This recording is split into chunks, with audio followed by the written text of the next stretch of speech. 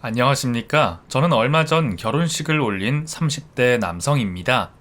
누군가가 이 채널을 알려주어 출퇴근길에 사연들을 듣기 시작했는데요. 듣다 보니 참 도움되는 사연들이 많은 것 같더라고요. 내가 접하지 못했던 다양한 사람들의 사연과 사정들을 들으며 저도 그분들을 응원하는 중입니다. 매번 듣기만 하다가 이렇게 직접 사연을 보내게 된 것이 아직 얼떨떨하지만 저도 여러분들께 응원의 말을 듣고 싶어 사연을 보내게 되었습니다. 글재주라고는 별로 없는 제가 이런 사연을 보내도 될지 모르겠지만 그래도 재밌게 들어주셨으면 좋겠네요.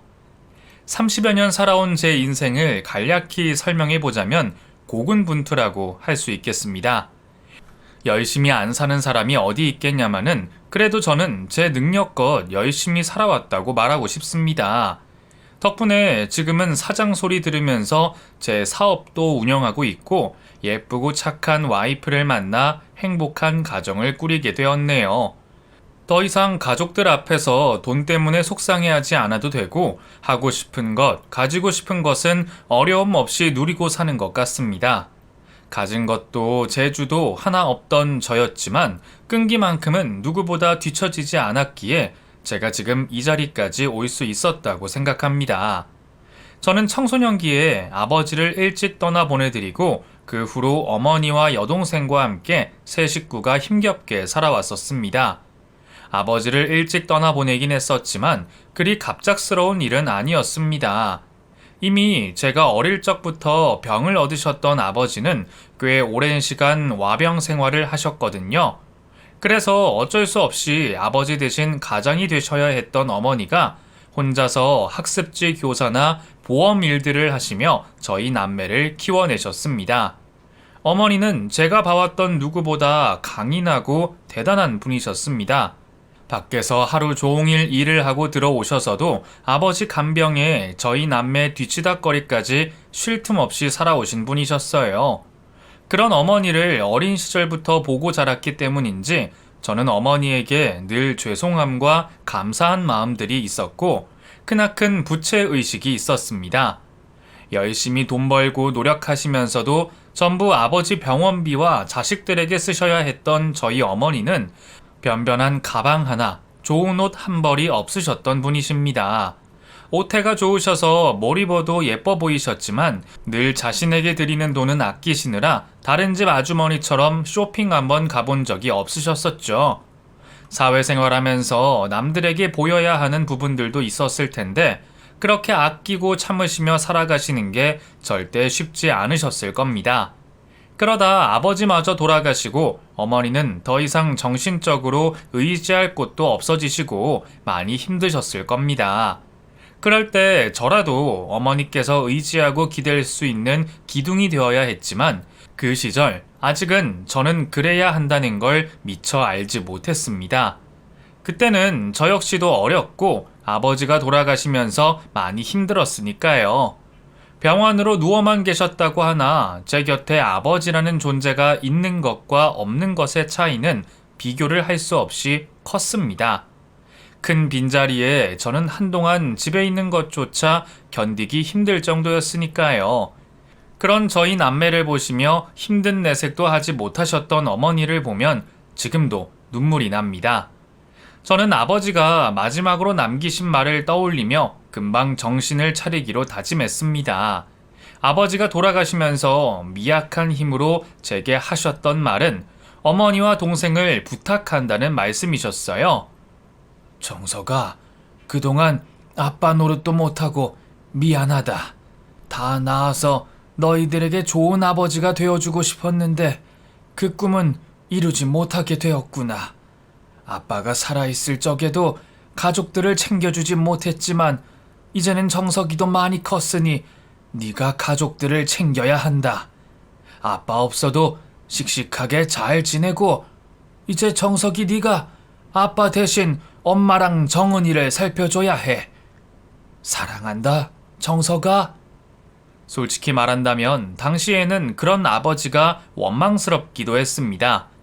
저도 아직 어리고 힘든데 왜 벌써 나한테 그런 책임을 지우시는지 왜 내게 그런 짐을 지우고 아버지는 떠나려고 하시는지, 그런 사정은 전부 모른 척 외면하고 저도 다른 집 제 친구들처럼 부모님께 어리광을 부리며 평범하게 살고 싶었습니다. 하지만 아버지가 돌아가신 후 저는 일찍 처리될 수밖에 없었고, 그 후로 아버지의 부탁처럼 제가 어머니와 동생을 끝까지 책임지겠다고 다짐하게 되었습니다. 어려운 가정 형편 때문에 대학 진학이 사치였다 싶었던 저는 대학 진학을 포기하며 일찍부터 사회생활을 시작하게 되었죠. 정서가, 그래도 대학은 가야 하지 않겠니? 엄마가 살아보니까 대학 졸업장 없으면 사회생활 하기 너무 힘들더라. 다들 대학은 나오는 마당에 남들보다 못해서야 되겠어? 나중에 회사에 취업을 하더라도 대학 나왔냐가 중요할 텐데 돈 걱정 때문이면 엄마가 어떻게든 마련해 볼게. 다시 생각해봐. 아니에요. 저 대학교 별로 가고 싶지도 않고 가서도 뭘 배워야 할지 모르겠어요. 저는 그냥 일찍부터 경험 쌓고 제 일 하고 싶어요. 요즘 세상에 졸업장 있다고 취업 잘 되는 시대도 아니고 저는 사업이나 장사를 하면서 돈 버는 일이 하고 싶어요. 그러니까 제 선택 존중해 주세요. 돈을 벌고 싶다는 말이 아주 틀린 말은 아니긴 했지만 사실 저도 내심 대학 생활을 하고 싶기는 했습니다. 다른 친구들은 벌써부터 대학 가면 미팅에 MT에 다들 놀러갈 생각들만 하고 있었는데 그런 얘기를 듣다 보면 저도 젊은 청춘과 대학 생활에 대해 선망이 없을 수가 없었습니다. 하지만 아버지 병원비로 집에 빚이 있던 상황에 어머니께 더 이상 부담을 지을 수 없었던 저는 그런 여유는 깨끗이 포기하기로 마음먹었고 정말 그 말 그대로 내 일을 하면서 큰 돈을 버는 것이 제 꿈이 되었습니다. 늘 돈 때문에 걱정하시는 어머니에게 그 짐을 덜어드리는 아들이 되고 싶었으니까요. 그렇게 사회생활을 시작하게 된 저는 가리지 않고 여러 가지 일을 하며 지냈습니다. 식당 아르바이트에 택배 상하차 일도 하고 친구 따라가서 공사판 막노동도 몇 달 했었습니다. 뭘 잘하는 것도 아니고 하고 싶은 일이 없었던 탓에 저는 대학이 아닌 사회에서 제 길을 찾아가는 중이었어요. 공장에 취직도 해보고 핸드폰도 팔아보고 심지어는 골프장 캐디 일도 해보았습니다. 제게는 큰 돈이었기에 열심히 일만 하면 금방 형편이 필 줄 알았는데 그 정도로 해서는 쉽게 형편이 나아지지 않더군요. 그래도 열심히 벌고 모아서 생활비를 가져다 드리고 동생의 대학 등록금을 마련해 주었습니다. 동생은 어렸을 적부터 얌전하고 착했고 공부도 꽤 잘했습니다. 어려운 형편 탓에 학원은 못 다녔지만 어머니가 학습지 교사하던 시절 얻어본 책들로 영어도 배우고 성적을 유지하던 아이였어요. 저는 원래부터 글렀지만 제 동생은 더 큰 꿈을 꿀 수 있는 아이였습니다. 그래서 동생만큼은 꼭 아무 걱정 없이 대학을 다니기를 바랬고 다른 집 아이들처럼 아무 생각 없이 대학 생활을 즐기기를 바랬습니다. 저는 장남으로서 가장 노릇해야 하니 일찍 어른이 될 수밖에 없었지만 어린 동생에게는 그런 무게와 세상의 풍파를 최대한 늦게 알게 해주고 싶었습니다. 그래서 동생이 아르바이트를 하겠다는 것도 하지 말라 말리고 싶은 심정이었죠. 여전히 고되게 일을 하시는 어머니와 바쁜 학교 생활하면서 아르바이트를 하겠다는 동생을 보며 저는 가끔씩 자괴감을 느꼈습니다. 내가 이렇게 열심히 일해서 돈을 벌고 있는데도 여전히 가족들이 고생하는 걸 봐야 한다는 게 무척 힘이 들었었죠. 돈을 번다는 일은 이것저것 다 해보았지만 남의 밑에서 큰 돈을 벌기는 어렵다는 것을 알게 되었습니다. 큰 돈을 만지려면 직접 돈을 만들어야겠다는 생각에 저는 여러 경험들을 쌓아가면서 언젠가는 제가 직접 사업을 하고 싶다는 부푼 꿈을 가지게 되었습니다. 그래서 이것저것 하다 보니 고생만큼 배우는 것들도 많았어요. 사장들은 어떻게 돈을 벌고 직원들을 관리하는지, 큰 돈을 벌려면 어떤 일을 해야 하는지, 여러 가지 사업 현장들을 경험하면서 사업 쪽에 눈이 튀었던 저는 나중에 내가 꾸릴 사업을 구상하며 열심히 사업 자금을 모으게 되었습니다. 여유만 있었더라면 당장이라도 부딪혀 보고 싶었지만 생활비와 빚을 갚아야 하기에 무리한 일을 벌일 수는 없었어요. 그래서 저는 틈틈이 투잡까지 하며 언젠가 내 사업을 꾸리고 성공할 그날을 위해 열심히 살아가게 되었습니다. 그리고 그러던 중 지인의 소개로 한 여자를 만나게 되었죠. 사실 당시 저는 시간이 돈이었고 한 푼이 절실했던 탓에 연애 생각은 딱히 없었습니다. 벌써 20대 중반 나이가 되어서 한창 연애를 할 시절이었지만 제 형편에 연예인이 결혼이니 그런 것들은 전부 그림의 떡 같은 것들이었어요. 남자로서 여자를 책임져야 하기에 이미 부양가족이 있는 제게는 무리한 일이라 생각했습니다. 그런데 먼저 제게 마음에 든다며 다가오는 여자까지 맡기에는 저도 한창 청춘이었고 외로운 남자였습니다. 저를 만나보고 싶다며 적극적으로 다가오던 그녀에게 저도 호기심이 생겼고 그렇게 저희는 첫 만남을 가지게 되었습니다. 처음 뵙겠습니다. 한정석이라고 합니다. 저는 이혜정이에요. 정석 씨 얘기는 저도 많이 들었어요. 우리 동갑인데 그냥 말 편하게 해요. 그럴까요? 에이, 편하게 하자니까.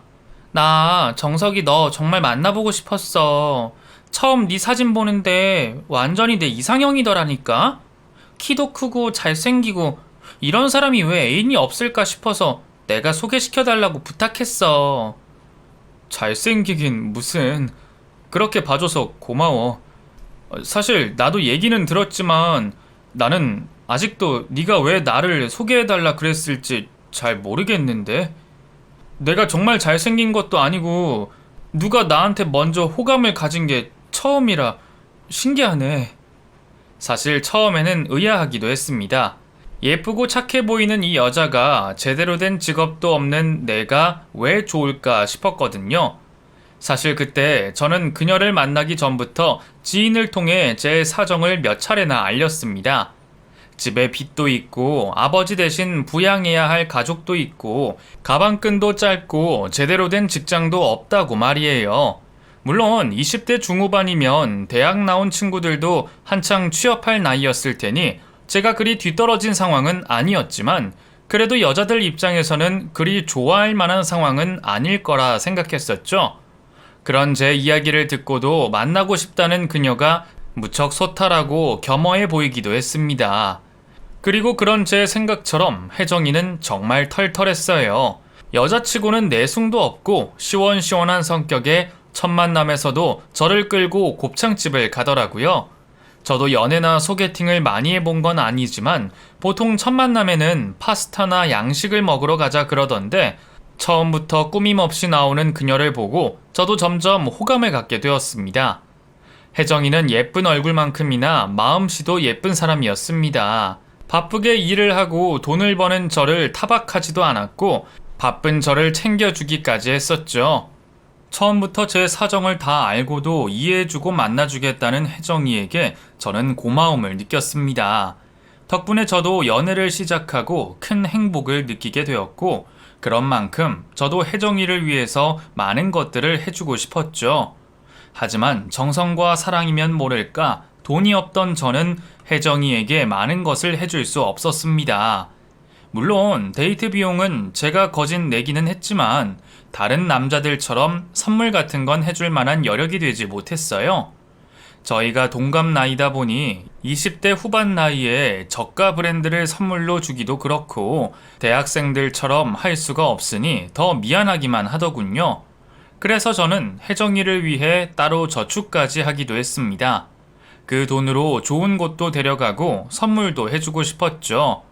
그래도 다행히 연애 초기에는 혜정이가 제게 바라는 것도 없었고 저희는 가벼운 영화관 데이트에 저렴한 식사를 하면서도 불평이 없었습니다. 날이 좋을 때는 같이 손잡고 길만 걸어도 좋았고 소풍을 가자던 혜정이가 저를 위해 손수 싸온 도시락을 나눠 먹으며 나란히 같이 앉아있는 것만으로도 행복했습니다. 제게 큰 것을 바라지 않고 위해주는 혜정이에게 저는 늘 고마운 마음밖에 없었죠. 하지만 연애 초반이 지나며 연애 기간이 길어지고 저희도 점점 30 나이를 바라보게 되면서 저희 연애의 상황도 점점 달라지기 시작했습니다. 저희가 연애를 시작한 지 오래되어 가면서 저는 혜정이와 결혼까지 생각하게 되었고, 혜정이와 결혼을 하기 위해서라도 저는 더더욱 사업을 시작해야 한다 생각하게 되었죠. 결혼을 하려면 집도 구해야 하고 큰 돈 들어갈 곳이 많을 텐데 그때만큼은 제가 혜정이를 위해 전부 해주고 싶었거든요. 제대로 된 직장도 없이 결혼을 꿈꿀 수 없었던 저는 여자친구에게 당당하기 위해서라도 사업을 시작해 보기로 마음먹게 되었습니다. 여태 모은 돈도 꽤 되었고 실패할 여력은 없어도 젊은 패기로 어떻게든 비벼보겠다며 창업을 준비하게 되었죠. 혜정아, 내가 전부터 내 사업 해보고 싶다고 했었잖아. 우리 처음 시작할 때도 그래서 내가 투잡을 뛰고 있었고. 그럼 알지. 10년 뒤에는 사장님 소리 듣고 있을 거라며. 그래, 나도 처음에는 5년, 10년쯤 멀리 보고 준비하려고 했는데 나도 혜정이 너를 만나고 생각이 많이 달라졌어. 나 혜정이 너랑 결혼도 하고 싶고 너한테 잘해주고 싶어. 그러려면 내가 어떻게든 성공해야겠다는 생각이 들더라고. 그래서 지금부터라도 사업을 시작해볼까 해. 아직 집에도 말 못했어. 근데 혜정이 너한테는 얘기를 해야 할 것 같아서 말이야. 1년이 걸릴지 몇 년이 걸릴지 모르겠지만 네가 믿고 기다려만 준다면 나 꼭 성공해 볼게. 그래서 자리 잡으면 우리 그때 결혼하자. 그럼 나도 곧 사모님 소리 듣는 거야? 정석아, 나 너 끝까지 응원할게. 무슨 일을 하던지 열심히 해봐. 그래서 나 꼭 호강시켜줘. 알겠지? 그래, 나도 혜정이 너 보고 정말 열심히 할게. 그래서 너한테 좋은 집, 좋은 차도 해주고 사모님 소리도 꼭 듣게 해줄게. 나 믿어줘서 고마워, 혜정아. 처음에는 혜정이도 그런 제 결심을 이해해 주었고 누구보다 지지하고 응원해 주었습니다. 제가 사장이 되면 자기도 사모님 소리 듣는 거라며 시작도 하기 전부터 꿈에 부풀어 있더라고요. 친구들도 반신반의하는 일에 저는 무조건 믿어주는 혜정이를 보며 저는 더욱 용기를 내어 창업을 시작할 수 있었죠. 정석아, 이거 봐봐. 이 차 되게 좋아 보이지? 요즘 사업한다는 젊은 사업가들은 다 이런 차 타고 다닌다 그러더라. 이건 국내에 많이 들어오지도 않아서 웬만한 사람들은 예약도 못 한다나 봐. 정석이 너도 사업하면 이런 차 사. 멋지지? 그래, 우리도 꼭 이런 차 타자. 정석아, 이것도 봐봐. 이 집 너무 예쁘지? 평수도 잘 빠지고 안에 커뮤니티 시설 같은 것도 엄청 좋더라고. 이런 곳은 얼마 정도 해? 여기? 여기 제일 작은 평수가 17억 정도 할걸? 뭐? 17억? 엄청나게 비싸구나. 정석이 네가 사업으로 성공하면 이런 집에서 살 수 있지. 너 사업만 성공하면 우리 신혼집으로 이 정도는 해줄 거 아니야? 나 기대할게. 창업을 준비하는 제게 사업에 성공만 하면 떼돈을 벌 거라며 비싼 외제차들과 고급 아파트들을 보여주며 꿈을 꾸는 혜정이가 그때는 마냥 귀여워 보이기만 했습니다. 내가 정말 그만큼 성공할 거라 믿고 있는 건지 그런 말들을 당연하게 하는 걸 보면서 저도 동기부여를 받고 제 스스로도 흔들리던 자신감에 확신을 가지며 열심히 창업 준비를 하게 되었죠. 하지만 창업이라는 게 그리 쉬운 일이 아니듯이 그 과정 또한 쉽지 않았고 시간도 상당히 많이 들어가는 일이었습니다. 저는 최대한 확률을 줄이기 위해 신중을 다했고 그럴수록 준비 기간은 더 길어질 수밖에 없었습니다. 게다가 아주 밑바닥부터 기초를 다져 차근차근 시작하겠다는 생각에 굳은 일부터 하다 보니 여자친구가 보기에는 그 꼴이 좋아 보이진 않았던 모양입니다. 처음에는 저를 열렬히 응원하던 여자친구가 얼마 지나지 않아 갑자기 말이 달라지기 시작했습니다. 정석아, 너 요즘 대체 뭐라고 다니는 거야? 수염 자를 시간도 없니? 꼴이 이게 뭐야? 요즘 사업 준비 때문에 정신이 없어서 직접 발품 팔러 다니고 현장 돌아다니다 보니 꼴이 좀 이렇네. 미안해, 혜정아. 아니 미안하거나 말거나 그렇다고 데이트하러 나오면서 이러고 나오니? 나는 뭐 시간이 남아 돌아서 화장하고 옷 차려입고 나온 줄 알아? 변명을 좀 하자면 그때 저는 돈도 벌고 창업 준비도 해야 했기에 하루 24시간이 모자랄 정도였고 그 와중에 여자친구가 보자고 할 때마다 만나야 했기에 더더욱 여유가 없었습니다. 그래도 연애는 해야 했고 사랑하는 여자친구를 보고 싶은 마음에 저는 잠자고 쉬는 시간을 쪼개서 혜정이를 만나러 가곤 했었죠. 그러다 보니 어쩔 수 없이 매번 면도를 할 수도 없었고 돈이 없어서 새 옷 사 입고 꾸밀 여력이 없었습니다. 혜정이는 언젠가부터 제 꼴이 추레하다며 불평을 하기 시작했고 저를 타박하곤 했네요. 그럴 때면 미안하면서도 섭섭했습니다. 수염 좀 안 깎고 새 옷 좀 안 입으면 내가 달라 보이는 건지 전에는 그렇지 않았던 여자친구가 바뀐 건 아닌가 싶었어요. 하지만 그 후로도 혜정이의 불만들은 점점 더 많아지기 시작했습니다. 너 준비는 잘 되는 거 맞아? 아무리 신중해야 하고 사업이 쉬운 일은 아니라 그러지만 벌써 몇 달째인데 아무것도 소식이 없어. 이거 정말 되는 거 맞아? 나 대체 언제까지 기다려야 해? 혜정아, 아직 반년밖에 안 됐잖아. 이제 시작인데 어떻게 바로 결과를 바라겠어. 내가 처음부터 2, 3년은 두고 보자 했잖아. 그땐 말만 그러는 줄 알았지. 남들은 카페 차리고 식당 차린다 그래도 두세 달이면 오픈하고 사업한다 그래도 사무실부터 구해놓고 시작하던데 너는 너네 집 골방에 처박혀서 뭘 하는지도 모르겠고 그게 제대로 사업을 하긴 하는 거니? 나도 번듯한 사무실 먼저 구해놓고 명함부터 파고 시작하고 싶지만 아직 그럴 단계도 아니고 너도 내 사정 알잖아. 큰돈 들일 일은 따로 있는데 아직 그런 곳에 돈 쓸 여력이 없어. 혜정아, 꼭 사무실 구해야 사업하는 건 아니야. 사무실이야 직원들 생기면 그때 구해도 되고 나처럼 골방에서 시작하는 사람도 많아. 빌 게이츠나 스티브 잡스도 차고에서 시작했잖아. 그래서 뭐? 너는 네가 빌 게이츠나 스티브 잡스라도 된다고 생각하는 거야? 하하, 너 진짜 웃긴다.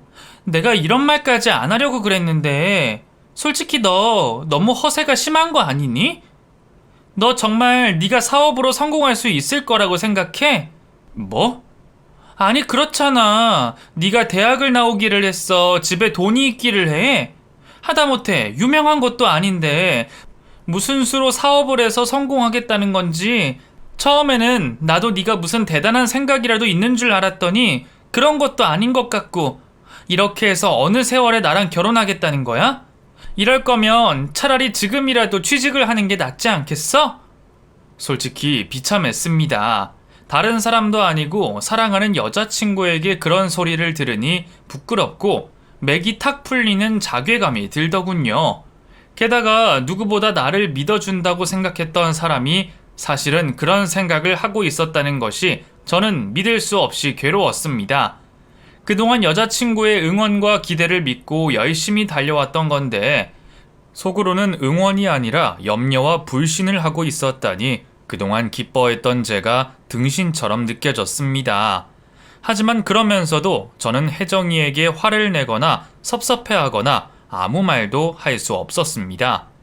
저 역시도 당장 보여주고 믿음을 보여줄 수 없었기에 혜정이의 불만을 이해할 수밖에 없다 생각했습니다. 그 후로 저는 혜정이의 눈치를 봐야만 했고 그 앞에서는 더 이상 사업 얘기를 꺼낼 수도 없었습니다. 조금만 믿고 기다려달라 사정해봤지만 여자친구는 점점 불평과 불만만 심해졌고 어느 날에는 혜정이의 어머니까지 나서서 저를 설득하려 하셨습니다. 어머님 처음 뵙겠습니다. 한정석이라고 합니다. 그래, 이미 다 들었으니 소개는 더 할 필요 없고 단도직입적으로 묻겠네. 자네 우리 혜정이랑 결혼할 생각이 있기는 한 건가? 그럼요. 저 혜정이랑 진지하게 만나고 있고 조금 기다려만 주신다면 꼭 결혼할 생각입니다. 그래서 더 열심히 하고 있고요. 조금만 기다리라는 게 대체 얼마나 기다리라는 건가? 벌써 1년도 다 되어간다 그러던데 뭐라도 보이는 게 있어야 믿던지 기다리던지 할 거 아닌가? 우리 혜정이가 어린 것도 아니고 둘이 동갑이면 더더욱 신경을 써야지. 자네는 남자라서 한참 기다려도 아무 문제 없다 생각하는지 모르겠는데 우리 혜정이는 이제 곧 30이야. 여자 30 나이면 무슨 취급받는지 알고 그러나? 그때 돼서 시집 가려고 하면 우리도 막막하다 이거야. 그럼 자네가 우리 혜정이를 책임질 수 있는지 믿음을 보여야지. 저 무슨 걱정을 하시는지 알겠지만 저 끝까지 혜정이 책임질 겁니다. 나중에 가서 마음 변하거나 그럴 일 없습니다. 누가 자네 믿음이 궁금해서 이러나? 기다렸다가도 자네가 사업에 성공을 못하면 그땐 뭘 믿고 내 딸을 내어주겠나?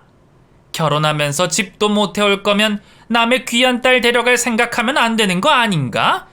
자네 사업 실패하더라도 혜정이한테 뭘 해줄 수 있어? 듣자 하니 집에 아버지도 안 계시고 집안 형편도 넉넉지 않은 것 같은데 그 집에 남자가 없으면 자네가 식구들 챙겨야 하는 거 아닌가?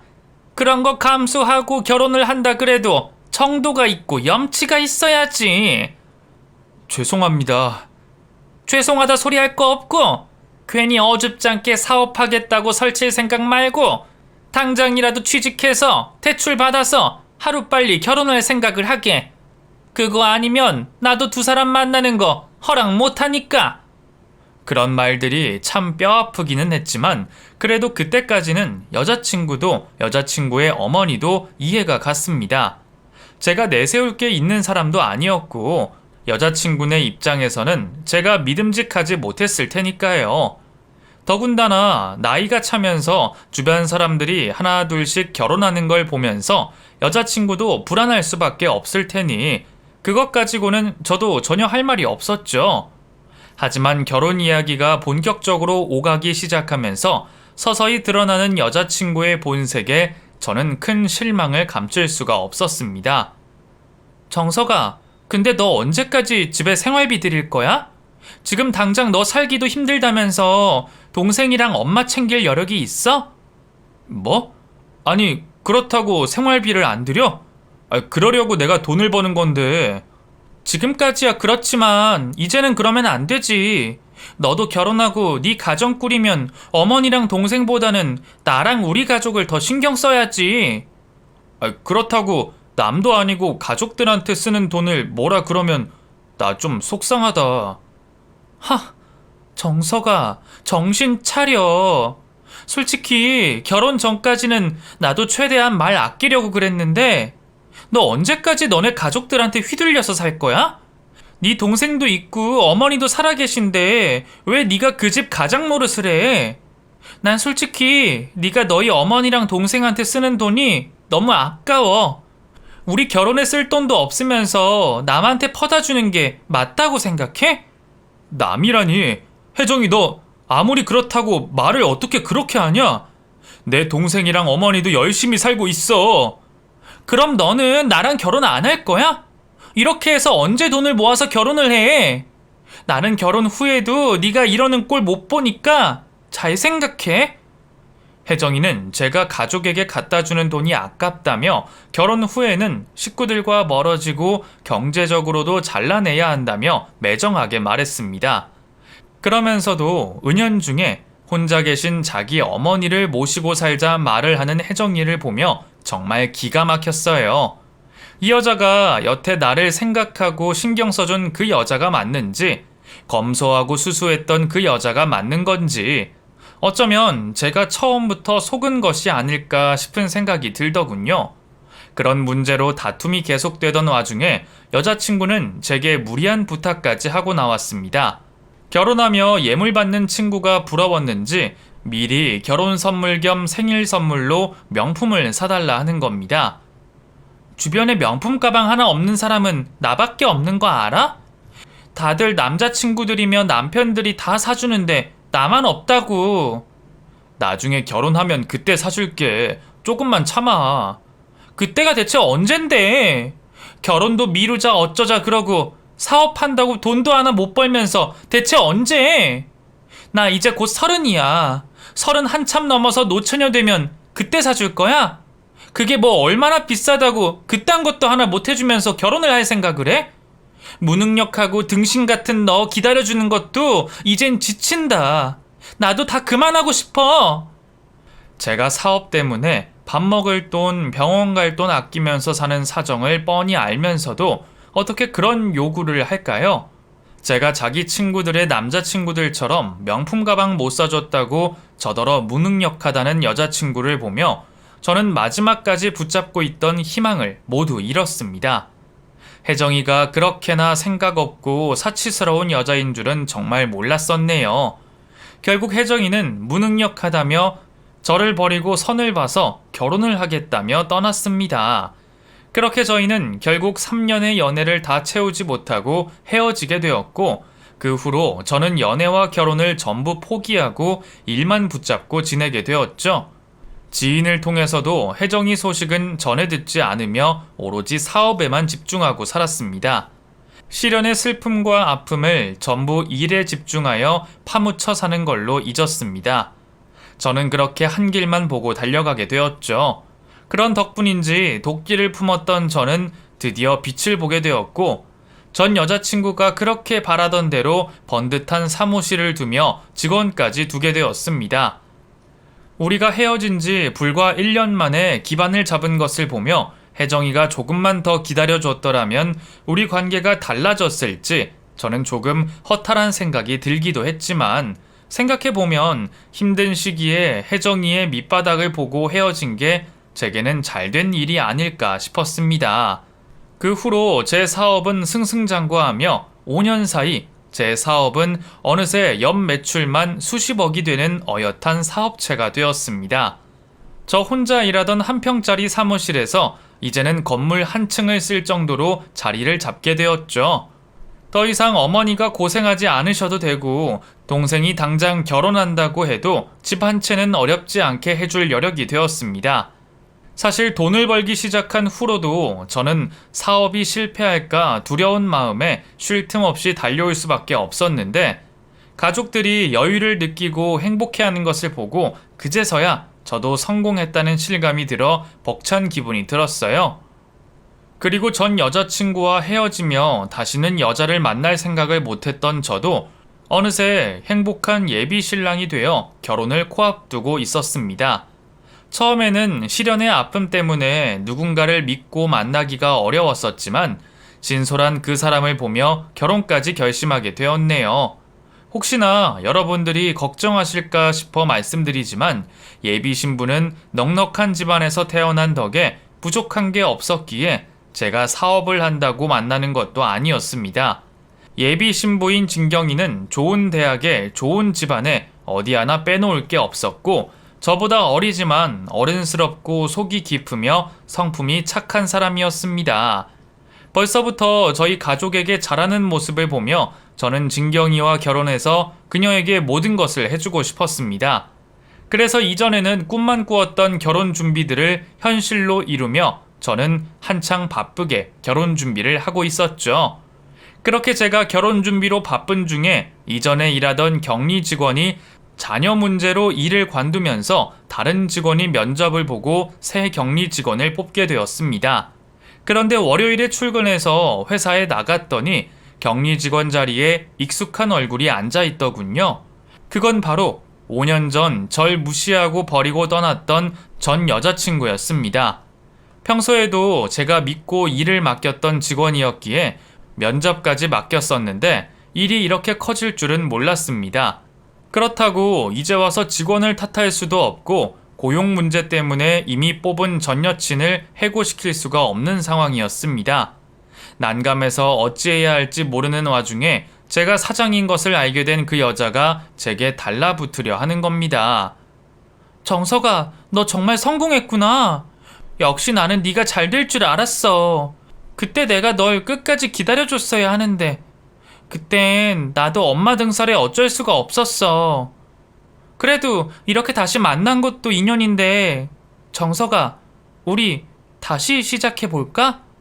직원들에게 들어서 제가 결혼 준비를 한다는 걸 뻔히 알고 있으면서도 그런 소리를 하는 전 여친이 참 어이없더군요. 사장한테 뭐라는 거야? 너는 내가 아직도 네 남자친구로 보여? 괜히 헛소리 하지 말고 가서 일이나 시작해. 내가 지금 당장은 너를 못 자르지만 허튼 짓 하다가는 정말 큰 코 다칠 줄 알아? 나 차버리고 선봐서 결혼한다 그럴 때는 언제고 이제 와서 저를 꼬시려 하는 꼬락서니를 보자니 역겨울 지경이었습니다. 그나마 헤어지고 남겨두었던 좋은 추억들마저 모두 더럽혀지는 기분이었죠. 저는 정말 고용 문제만 아니었다면 당장이라도 그 여자를 쫓아내고 싶은 심정이었습니다. 연애할 때도 매번 회사 일로 불평불만했던 걸 알고 있었으니 그런 사람이 우리 회사 일이라고 제대로 할지 믿어지지도 않더군요. 그래도 회사 입장에서는 어쩔 수 없는 일이었어요. 그래도 혹시나 싶어 제가 먼저 진경이에게 상황 설명을 했지만 역시나 진경이는 그 일을 달가워하지 않았습니다. 결혼을 앞둔 애인이 전 여자친구와 같이 일을 하게 되었다는 것이 얼마나 기분이 나쁠지 알고 있었기에 저도 무척 미안했습니다. 진경이가 착해서 화는 내지 못해도 그 속은 말이 아니었겠죠. 그런 와중에 내 월급 받아가던 그 여자가 기어이 일을 벌리고 말았습니다. 제가 모르는 사이 언제 진경이를 만났던 건지 그 여자가 제 약혼녀를 찾아가 헛소리를 늘어놓았던 겁니다. 오빠, 그 여자가 날 찾아왔었어. 오빠가 5년 전에 자기를 임신시키고 버렸다면서 오빠가 나쁜 놈이라는 거야. 내가 말도 안 된다 그러는데도 초음파 사진까지 보여주면서 오빠를 믿지 말라 그러는 거야. 오빠, 아니지? 오빠 그럴 사람 아니잖아. 뭐? 그런 소리를 했다고? 당연히 아니지. 내가 그때는 자세히 설명 못했지만 차인 건 오히려 나였어. 내가 한창 사업 준비하던 중에 못 기다리겠다고 떠난 사람이야. 내가 그깟 명품백 안 사줬다고 내가 무능하다면서 선봐서 결혼하겠다고 떠났는데 그래놓고 이제 와서 뭐? 내가 임신을 시켰다고? 나 참 어이가 없어서. 진경아, 걔 하는 말 그거 다 거짓말이니까 믿을 거 없어. 알아. 나야 모르는 사람보다는 오빠를 믿지. 오빠 그럴 사람 아니라는 걸 알지만 그래도 그 여자가 나까지 찾아와서 이러는 게 마음이 편하지는 않네. 괜히 우리 집에 소리 들어가도 좋을 거 없을 것 같고 힘들겠지만 오빠가 신경 좀 써줘. 그래, 내가 소송을 당하는 한이 있더라도 해결할게. 내가 회사 잘못될까봐 그것만 신경 썼더니 네가 상처받을 건 생각을 못했어. 정말 미안해, 진경아. 그 여자는 제가 사랑하는 사람에게 거짓말을 하고 농간을 하며 우리 사이를 이간질하려 했습니다. 모든 여자들이 자기처럼 사는 줄 아는 건지 그런 얘기를 듣고 진경이와 저와 알아서 헤어지기를 바란 모양입니다. 저는 그딴 여자 때문에 내가 사랑하는 사람들에게 또다시 상처를 줄 일이 생겼다는 것이 믿어지지 않았습니다. 대체 나한테 무슨 억한 심정이 있기에 이제 나타나서 제 인생에 깽판을 치는지 말이에요. 적당히 두고 보려 했던 저는 그 일을 좌시하지 않기로 했고 하루빨리 그 여자를 떼어내려 신경을 곤두서고 있었습니다. 그리고 얼마 지나지 않아 결국 덜미를 잡고 말았죠. 저는 설마 했던 제가 그 여자가 회사 돈을 횡령한 것을 보게 되었습니다. 거래처에 선물 좀 돌리고 오라 그랬더니 그중 몇 개를 빼돌렸더군요. 게다가 법인카드로 피부과를 끊고 성형외과를 간 것을 보고 깜짝 놀랐습니다. 사실 저희 회사에서는 복지 차원으로 직원들의 치과 치료나 병원비를 지원해주기도 했는데 그 여자는 그걸 미용 목적으로 피부과와 성형외과에 사용했던 겁니다. 그것도 한 번에 1년치를 결제해서 수백만 원을 쓴 것을 제가 발견하게 되었네요. 확인만 하면 금방 들통날 짓을 대체 뭘 믿고 그렇게 했는지 모르겠지만 덕분에 저는 그 여자를 떼어낼 빌미를 잡게 되었습니다. 너 회사 카드로 성형외과를 긁었어? 네가 제정신이야? 정석아, 우리 사이에 그 정도는 해줄 수 있는 거 아니야? 너 돈도 잘 벌면서 왜 그래? 뭐? 너 진짜 정신 나간 거야? 내가 너한테 그런 걸 왜 해줘? 정석아, 우리 좋았잖아. 아직 늦지 않았어. 그 여자 버리고 나랑 다시 시작하자. 언제는 나 평생 책임지겠다며. 그 약속 다 잊은 거야? 그 약속 먼저 깬 게 바로 너야. 기다려달라고 그렇게 사정하고 애원했는데 그걸 못 참고 나 차버린 게 너라고. 근데 이제 와서 그것도 5년 만에 내가 너한테 일말의 감정이라도 남아있을 거라 생각한 거야? 그럼 나 회사에 둔 이유가 뭔데? 나한테 미련이 있어서 그런 거 아니야? 그럴 리가 있나. 그건 네가 부당해고로 고소라도 할까봐 그런 거지. 그것만 아니었으면 당장 쫓아내고도 남았어. 그럼 그동안 그래서 회사 돈 네 마음대로 쓰고 내 약혼녀 찾아가서 깽판을 놓은 거야? 참나, 내가 너희 바닥을 다 봤다 생각했었는데 뭐가 더 남아 있었다니 놀랍다. 너는 염치도 없지만 생각도 없구나. 차라리 잘 됐어. 네가 그렇게 생각 없이 나와줘서 내가 널 자를 명분이 생겼네. 너 지금 당장 짐 싸서 나가고 집에 가서 고소장 기다려. 내가 너 명예훼손이랑 회사 돈 횡령으로 고소할 거니까. 뭐라고? 야, 한정석, 네가 나한테 이럴 수 있어? 우리가 어떤 사이였는데 어떻게 나한테 이럴 수 있어? 너무 뻔뻔하고 당당한 태도에 저는 순간 제가 잘못했나 싶었네요. 하지만 결국 전부 그 여자의 책임이었고 자신의 행동으로 인한 당연한 결과였습니다. 저는 약속한 대로 그 여자를 명예훼손과 횡령으로 고소했고 결과는 너무나 당연하게도 저의 승리였습니다. 명예훼손에 대한 합의금과 정신적 피해 보상금에 회사 횡령에 대한 벌금으로 전부 3천만 원의 벌금을 내야 했으니까요. 결국 그 여자는 제게 벌금을 물며 제 인생에서 영원히 쫓겨나게 되었고 그 후로 저는 그 여자에 대한 추억과 기억들을 전부 지우고 무사히 결혼식을 올릴 수 있었습니다. 잠깐이었지만 내 인생에 끼어든 그 여자 때문에 참 큰 일을 겪을 뻔했는데 오히려 그 일이 와이프와 제 사이의 믿음을 더욱 돈독히 하는 계기가 되어 주었네요. 어쩌면 고맙다고 해야 할지 몰라도 저는 이제 다시는 그 여자를 보고 싶지 않습니다. 그럼 저는 속상한 과거는 모두 잊고 와이프와 함께 행복한 미래를 바라며 여기서 인사를 드리도록 하겠습니다. 제 이야기를 들어주신 여러분들도 행복하시기를 바랍니다. 감사합니다.